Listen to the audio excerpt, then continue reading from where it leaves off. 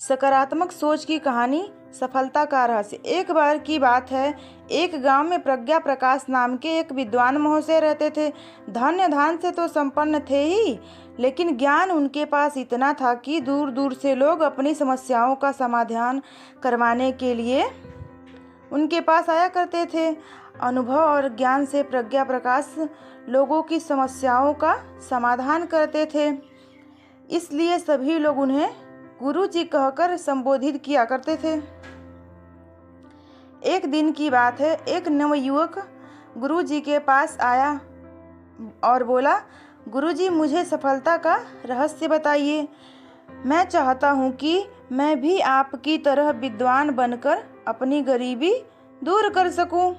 गुरु जी मुस्कुराए और बोले और उन्होंने उसे दूसरे दिन प्रातःकाल नदी के किनारे मिलने के लिए बुलाया। युवक को भी नहाना था, इसलिए वह भी अपने वस्त्र लेकर दूसरे दिन प्रातःकाल नदी के किनारे पहुंच गया। गुरुजी उस युवक को नदी के गहरे पानी में ले गए और जहां पानी गले के ऊपर निकल गया तो उन्होंने उसे डुबो दिया। थोड़ी देर युवक छटपटाया, फिर उन्होंने उसे छोड़ दिया। युवक हाँफता हाँफता नदी से बाहर भागा। जब उसे सूंद आई तो बोला, आप मुझे मारना क्यों चाहते हैं? गुरुजी बोले, नहीं भाई, मैं तो तुम्हें सफलता का रहस्य बता रहा था। अच्छा बताओ, जब मैंने तुम्हारी गर्दन पानी में डुबो दी थी उस समय तुम्हें सबसे ज़्यादा इच्छा किस चीज़ की हो रही थी? युवक बोला, सांस लेने की। गुरुजी बोले, बस यही सफलता का रहस्य है। जब तुम्हें सफलता के लिए ऐसी उत्कंठ इच्छा होगी तब तुम्हें सफलता मिल जाएगी। इसके अलावा और कोई रहस्य नहीं है। शिक्षा।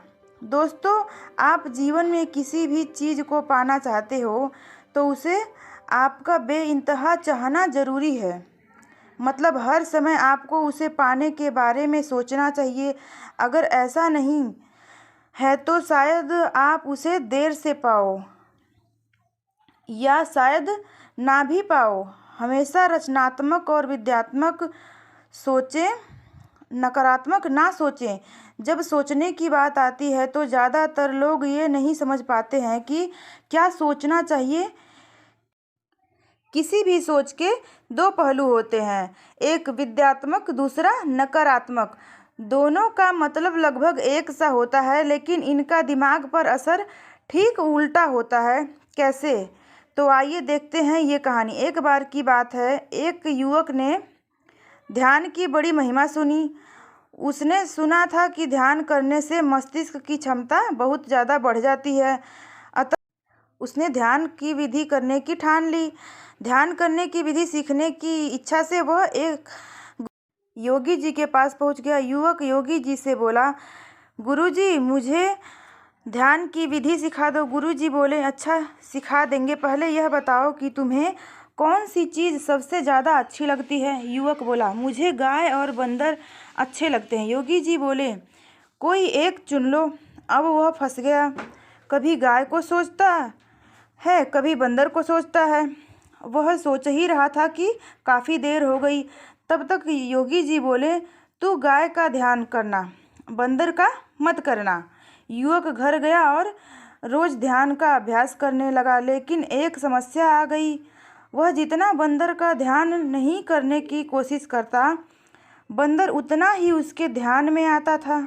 वह परेशान हो गया। गाय तो उसके ध्यान में टिकती ही नहीं, बंदर ही बंदर आता रहा। 4-5 दिन के बाद वह फिर से योगी जी के पास पहुंच गया और बोला, गुरुजी एक दुविधा है। जितना मैं बंदर की ध्यान नहीं करने की कोशिश करता हूँ उतना ही बंदर मेरे ध्यान में आता है। गाय तो टिकती ही नहीं। योगी जी मुस्कुराए और बोले, तूने मेरी बात के विद्यात्मक पक्ष को पकड़ने के बजाय नकारात्मक पक्ष को पकड़ लिया। अगर तुझे गाय का ध्यान करना है, इस बात को तू पकड़ लेता तो गाय का ध्यान ही करता, लेकिन तूने बंदर का ध्यान नहीं करना है, इस बात को पकड़ लिया, इसलिए केवल बंदर का ही ध्यान आया। शिक्षा। दोस्तों, इस छोटी सी कहानी से यह शिक्षा मिलती है कि मनुष्य को हमेशा विद्यात्मक सोचना चाहिए। ध्यान का सही सूत्र है क्या छोड़ना है इस पर ध्यान देने की बजाय क्या पकड़ना है इस पर ध्यान दिया जाए तो हम बेहतर ध्यान कर पाएंगे। हमेशा पॉजिटिव ही सोचना चाहिए। बहुत बार सोशल मीडिया में लोग कुछ विद्रोहियों के बहकावे में आकर नकारात्मक चीज़ों का प्रचार करना शुरू कर देते हैं। उन्हें लगता है कि वह सही कर रहे हैं, लेकिन उसका परिणाम काफ़ी हद तक लोगों पर गलत प्रभाव डालता है। माय डियर फ्रेंड, यह कहानी आप लोगों को कैसी लगी कमेंट करके ज़रूर बताएं। और ऐसी ही कहानियाँ सुनने के लिए इस चैनल को सब्सक्राइब कर लें। बेल आइकन को दबाना बिल्कुल ना भूलें।